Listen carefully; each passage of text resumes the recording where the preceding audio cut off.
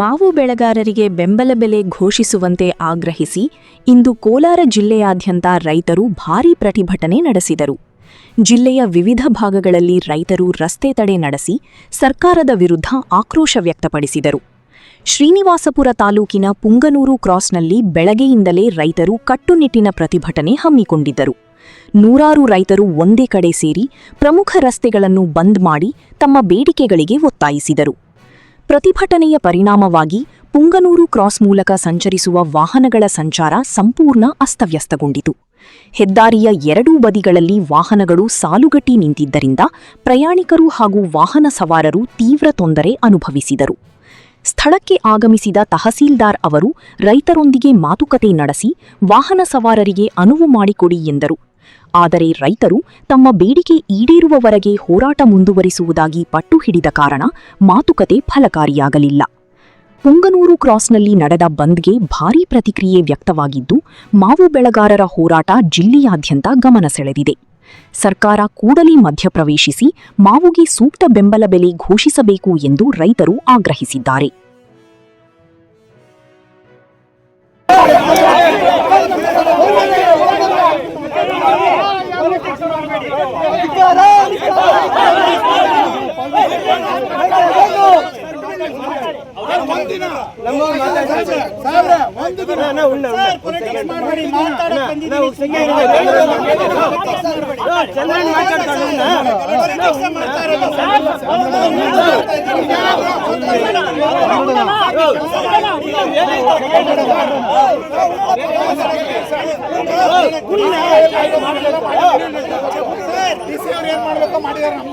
ನ್ಯಾಯ ಸಿಕ್ಕಿಲ್ಲ. ಇದು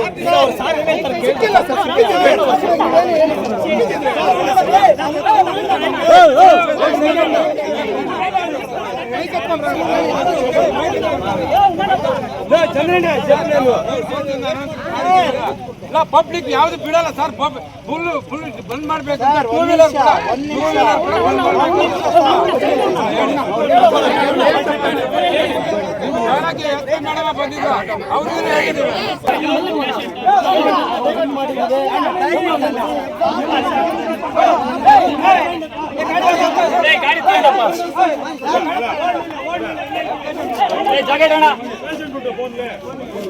ಈ ಒಂದು ನಿಮಿಷ ನಿಮ್ಗೆ ಒಂದು ಕ್ವಶನ್ ಕೇಳ್ಬಿಟ್ಟು ಆನ್ಸರ್ ಮಾಡಿ. ಪೊಲಿಟಿಕ್ಸ್ ಅಂತ ಯಾಕೆ ಯೂಸ್ ಮಾಡಿದ್ರಿ? ಹೇಳ್ತೀನಿ.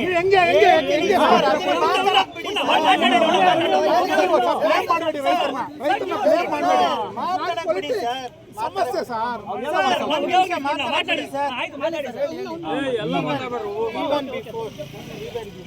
ರೈತರ ಕಾಳಜಿ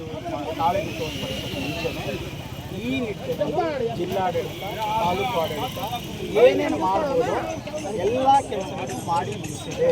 ವಿ ಆರ್ ಈವನ್ ಪ್ರಿಪೇರ್ಡ್. ಮೆನ್ನನ್ನು ಕೂಡ ರೆಡಿ ಮಾಡಿಟ್ಟಿದ್ದೀವಿ. It is 3 steps. ಅರ್ಥ ಆಯ್ತಾ? ಸ್ಟೇಟ್ ಗೌರ್ಮೆಂಟ್, ಸೆಂಟ್ರಲ್ ಗೌರ್ಮೆಂಟ್ ಅಲ್ಲಿಂದ ಆರ್ಡರ್ ಮಾಡಿದೆ. ಎಲ್ಲ ಪ್ರಯತ್ನಗಳು ಸರ್ಕಾರನೂ ಮಾಡ್ತಾ ಇದೆ. ಆಯ್ತಾ? ಈ ಹಂತದಲ್ಲಿ ಮೇಲ್ಗಡೆಯಿಂದ ಬರಬೇಕಾಗಿರೋದ್ರಿಂದ ಇವತ್ತು ಸೆಂಟ್ರಲ್ ಗೌರ್ಮೆಂಟ್ ಅಪ್ರೂವಲ್ ಬೇಕಾಗಿರೋದ್ರಿಂದ ಸರ್ಕಾರದ ಒಂದು ನಿಮಿಷ, ಸರ್ಕಾರಕ್ಕೆ ಏನೇನು ಸಲ್ಲಿಸಬೇಕಿದ್ರು ಇದರಲ್ಲಿ ಎಲ್ಲಾನು ಸರ್ಕಾರದ ಗಮನಕ್ಕೆ ತರಲಾಗಿದೆ. ಇದರಿಂದ ಸರ್ಕಾರನು ಈ ನಿಟ್ಟಿನಲ್ಲಿ ಸರ್ಕಾರನು ನಿಮ್ಮ ಪ್ರತಿನಿಧಿಗಳು ಸರ್ಕಾರದ ಹತ್ರ ಮಾತಾಡಿದ ಸರ್ಕಾರನು ಸಾಕಷ್ಟು ಕ್ರಮಗಳನ್ನ ಕೈಗೊಂಡಿದೆ. It is working. ಆಯ್ತಾ? ದಯವಿಟ್ಟು ಮೇಲ್ಗಡೆಯಿಂದ ಒಂದು ಆದೇಶ ಬರೋದಿದೆ.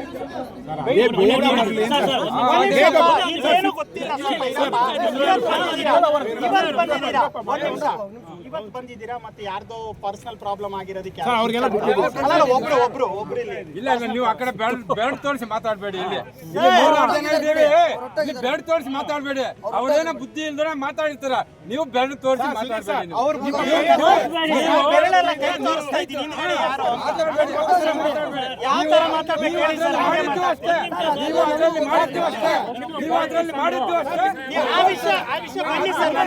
ಅದು ಬೇರೆ ನೋಡಿ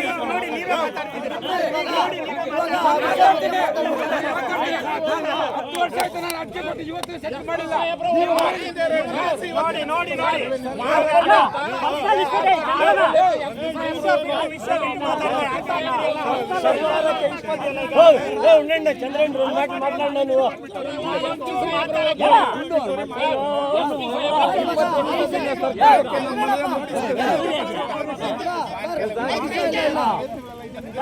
ಪಾಲಿಟಿಕ್ಸ್ ಇಲ್ಲ. ನೀವಿವತ್ತು ಬಂದಿದ್ದೀರಾ ಸರ್? ನಾವು ವರ್ಕ್ ಮಾಡ್ತಾ ಇದೀವಿ ಸರ್. ಒಂದು ತಿಂಗಳಿಂದ ಇದರಲ್ಲೇ 4 ಮೀಟಿಂಗ್ ಮಾಡಿದ್ದೀವಿ. ಒಂದು 2 ದಿನ ಫುಲ್ ಡೇ ವರ್ಕ್ ಮಾಡಿದ್ದೀವಿ.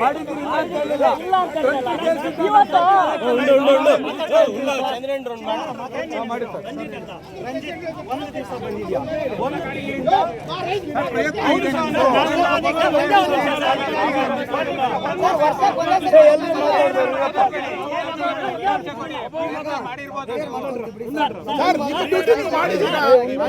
ನಮ್ಮ ಕರ್ತವ್ಯ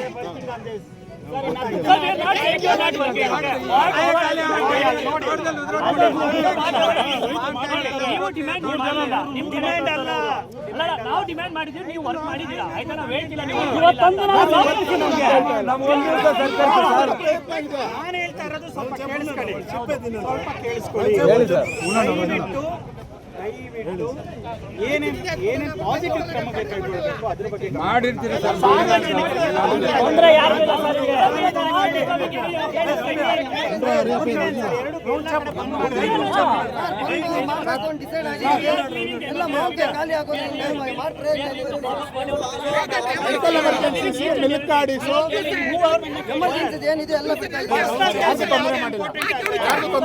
ಯಾರಿಗೂ ತೊಂದರೆ ಮಾಡ್ತಿಲ್ಲ ಸರ್.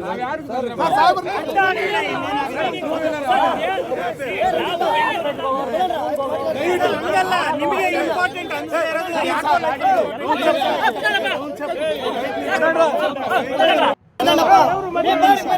ಶಾಂತಿಯುತವಾಗಿ ಹೋರಾಟ ಹೋರಾಟ ಮಾಡ್ತೀವಿ. ಯಾರಿಗೂ ತೊಂದರೆ ಕೊಡ್ತಾ ಇಲ್ಲ. ಕಾನ್ಸೆಪ್ಟ್ ಮೇಲೆ ಜಗಳ ಮಾಡೋಣ. ಹೌದು ಮಾಡೋಣ. ಕುತ್ಕೊಂಡು ಯಾರು ಏನು ಮಾತಾಡ್ತಿಲ್ಲ. ಸುಮ್ಮನೆ ಮಾತಾಡ್ಬೇಡಿ. ನಿಮಗೋಸ್ಕರ ನಾವಿರೋದು ಅರ್ಥ ಆಯ್ತಾ? But this kind of behaviour ಫಿಲ್ತಿ language use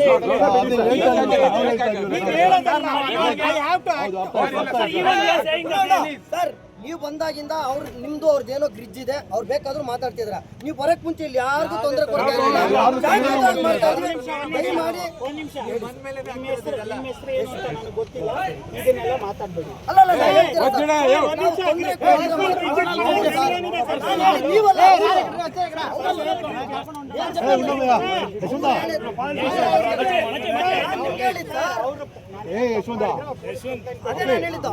police complaint ಕೊಡಿ ಸರ್. ಅವ್ರು ಮಾತಾಡ್ತಾ ಇರೋದು. ನಾನು ನಿಮ್ಗೆ ಹೇಳಿದ್ದು, ನೀವು ಮಾತಾಡ್ತಿದ್ರೆ ನಾನು ಹೇಳಿಲ್ಲ. ಆಗಿದೆ ಅಂತ ಹೇಳಿದ್ದು.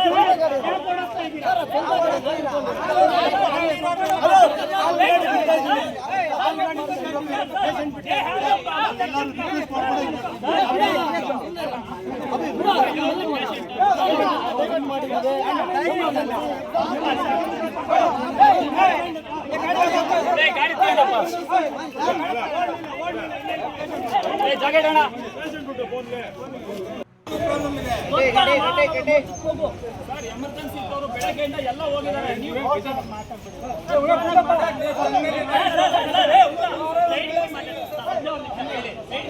ఓకే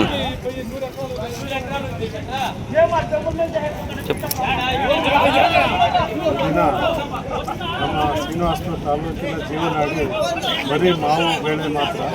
ಆದರೆ ಇಂದಿನ ಪರಿಸ್ಥಿತಿ ಏನಾಗಿದೆ ಅಂದರೆ ಬರೀ 4 ರೂಪಾಯಿಯಷ್ಟು ಬೆಲೆ ಮಾತ್ರ ಇದೆ ಮಾವಿನಕಾಯಿಗೆ. 1 ಟನ್ ಮಾವಿನಕಾಯಿ ಮಂಡಿಗೆ ಒಂದು ಗಾಡಿ ರೈತರಿಗೆ ಅಲ್ಲಿ ಹೋದರೆ ಬರೀ ಕೂಲಿ ಮತ್ತು ಏನು ಬಾಡಿಗೆ ಕಳೆದ್ರೆ ಏನೂ ಉಳಿಯಲ್ಲ. ಇದರಿಂದ ಸಂಕಷ್ಟಕ್ಕೀಡಾಗಿದ್ದಾರೆ. ಇದು 1 ವರ್ಷಕ್ಕೆ ಒಂದೇ ಬೆಳೆ. ಇದು ಶ್ರೀನಿವಾಸಪುರ ತಾಲೂಕಿನ ಜೀವನಾಡಿ ಮತ್ತು ಇದು ಆರ್ಥಿಕತೆ. ಈ ಒಂದು ಶ್ರೀನಿವಾಸಪುರ ತಾಲೂಕಿನ ಆರ್ಥಿಕತೆಗೆ ಒಂದು ದೊಡ್ಡ ಪೆಟ್ಟು ಬಿದ್ದಿದೆ. ಆದರೂ ಸಹ ಈಗಾಗಲೇ ಸುಮಾರು 15 ದಿನಗಳಿಂದ ರಾಜ್ಯ ಸರ್ಕಾರ ಮತ್ತು ಕೇಂದ್ರ ಸರ್ಕಾರಗಳಿಗೆ ನಿರಂತರವಾಗಿ ಮನವಿಗಳನ್ನು ಅರ್ಪಿಸ್ತಾ ಬಂದಿದ್ದೇವೆ. ಆದರೂ ಸಹ ಯಾವುದೇ ಸರ್ಕಾರ ಇದುವರೆಗೆ ಸ್ಪಂದಿಸಿ ಘೋಷಣೆ ಮಾಡಿಲ್ಲ. ಪಕ್ಕದ ಆಂಧ್ರ ಪ್ರದೇಶದಲ್ಲಿ ರೈತರಿಗೆ ಸರ್ಕಾರದಿಂದ 4 ರೂಪಾಯಿ 1 kgಗೆ ಏನು ಘೋಷಣೆ ಮಾಡಿದ್ದಾರೆ ಮತ್ತು ನಮ್ಮ ಫ್ಯಾಕ್ಟ್ರಿಗಳಿಂದ 8 ರೂಪಾಯಿ ಖರೀದಿ ಮಾಡ್ತಿದ್ದಾರೆ. 8, 4, 12 ರೂಪಾಯಿ ಆಂಧ್ರ ಪ್ರದೇಶದ ರೈತರಿಗೆ ಸಿಗ್ತಾ ಇದೆ. ಆದರೆ ನಮ್ಮ ಕರ್ನಾಟಕದ ರೈತರು, ಈ ಭಾಗದ ರೈತರಿಗೆ ಏನು ಸಿಗ್ತಾ ಇಲ್ಲ. ಅದಕ್ಕೋಸ್ಕರ ಈ ದಿನ ಬಂದ್ ಮಾಡ್ತಾ ಇದ್ದೀವಿ. ಈ ಸರ್ಕಾರಗಳು ಏನು ಒಂದು ಫ್ರೀ ಬೀಸ್ಗೋಸ್ಕರ ಏನು ಮಾಡಿದ್ದಾರೆ, 70,000 ಕೋಟಿ ರೂಪಾಯಿಗಳಷ್ಟನ್ನು ಮುಖ್ಯಮಂತ್ರಿಗಳು ಪ್ರಮಾಣ ವಚನ ಸ್ವೀಕಾರ ಮಾಡಿದ ಮೇಲೆ ನಾವೇ ಮೊದಲಿಗೆ ಸಹಿ ಮಾಡಿದ್ದೇವೆ ಅಂತ ಕೊಚ್ಕೊಳ್ತಾ ಇದ್ದಾರೆ. ಈ ರೈತರಿಗೆ 100-200 ಕೋಟಿ ಕೊಡಲಿಕ್ಕೆ ಇವ್ರಿಗೆ ಏನು ದಾಡಿ ಅಂತ ನಮ್ಗೆ ಗೊತ್ತಾಗ್ತಾ ಇಲ್ಲ. ಯಾಕಂದರೆ ಅದು ಬರೀ ಎಲೆಕ್ಷನ್ ಗೆಲ್ಲಲಿಕ್ಕೆ ಮಾಡಿರುವಂಥ ತಂತ್ರ. ಯಾಕಂದರೆ 1 ಲಕ್ಷ ಕೋಟಿ ಕೊಟ್ಟರೆ ಅವ್ರ ಮನೆಯಿಂದ ಏನು ತಂದು ಕೊಡಲ್ಲ, ನಮ್ಮದೇ ಆದ ತೆರಿಗೆ ಹಣ. ಆದರೆ ಈ ತೆರಿಗೆ ಹಣದಲ್ಲಿ ನಮ್ಮ ಪಾಲಿಗೆ ಒಂದು 200 ಕೋಟಿ ಕೊಡಲಿಕ್ಕೆ ಇಲ್ಲಿ ಭಿಕ್ಷೆ ಬೇಡ್ತಾ ಇದ್ರೂ ಸಹ ಅವ್ರಿಗೆ ಕನಿಕರ ತೋರ್ತಾ ಇಲ್ಲ. ಆದ್ದರಿಂದ ಈಗ ಅನಿರ್ದಿಷ್ಟಾವಧಿ ನಾವು ಬಂದನ್ನು ಮಾಡ್ತಾ ಇದ್ದೇವೆ. ಈ ದಿನ ನಮಗೆ ಸ್ಪಂದಿಸ್ತಾ ಇದ್ದಾರೆ ರಾಜ್ಯ ಸರ್ಕಾರ, ಕೇಂದ್ರ ಸರ್ಕಾರಗಳು ಬೆಂಬಲ ಬೆಲೆ ಘೋಷಿಸದೆ ಸ್ಪಂದಿಸದಿದ್ದರೆ ನಾವು ಅನಿರ್ದಿಷ್ಟಾವಧಿ ಬಂದನ್ನು ಆಚರಿಸ್ತೀವಿ. ಈಗಾಗಲೇ ಇವತ್ತೇನು ಇಲ್ಲಿ 1000 ಜನ ಸೇರಿದ್ದಾರೆ. ಆದರೆ ಮುಂದಿನ ದಿನಗಳಲ್ಲಿ ನಾಳೆಯಿಂದ ಎಲ್ಲ ಕುಟುಂಬಗಳ ಸಮೇತ ಬಂದು ರಸ್ತೆಗೆ ಬೀಳ್ತೀವಿ. ಇದನ್ನು ಸರ್ಕಾರ ಮನಗೊಂಡು ಆದಷ್ಟು ಬೇಗ ರೈತರಿಗೆ ಒಂದು ಬೆಂಬಲ ಬೆಲೆ ಘೋಷಣೆ ಮಾಡಬೇಕು ಅಂತ ನಾವು ಆಗ್ರಹ ಮಾಡ್ತಾ ಇದ್ದೀವಿ.